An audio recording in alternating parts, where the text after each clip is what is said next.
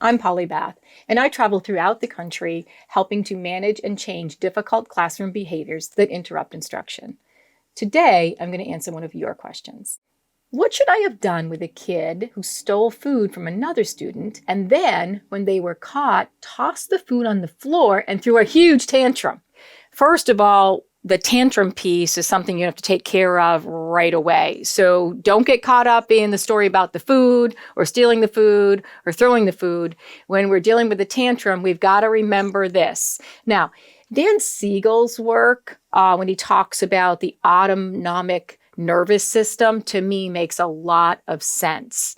All right. He talks about the two branches. You've got the sympathetic and you've got the parasympathetic. So the sympathetic is the car's accelerator and the parasympathetic is the car's brakes. So when you're dealing with a tantrum, you're dealing with someone who's got the accelerator floored and they're trying to put the brakes on at the same time. Doesn't work. So we kind of have to balance that through a co-regulation process of sitting there, being with the child, being the child's brakes for them. So what we're trying to do is calm the limbic system of the brain down by just being present, get through the tantrum, and then possibly have a conversation. So whatever you do, don't try to have a conversation about throwing the food, stealing the food at the same time you're having a tantrum.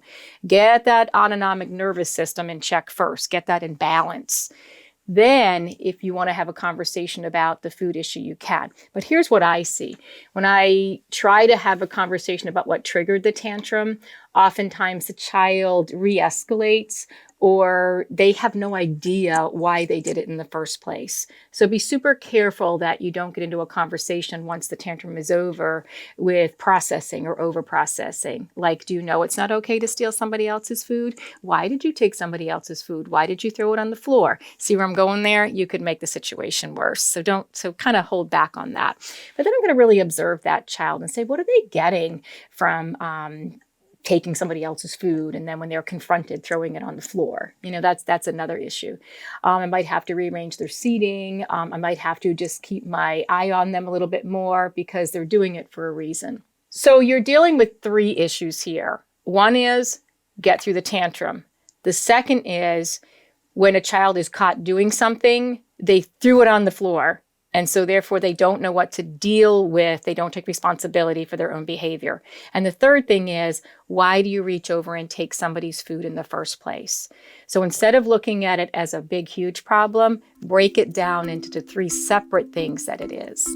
Don't forget to like, subscribe, hit the bell for notifications, watch these videos, and if you've got questions for future videos, include them in the comments below.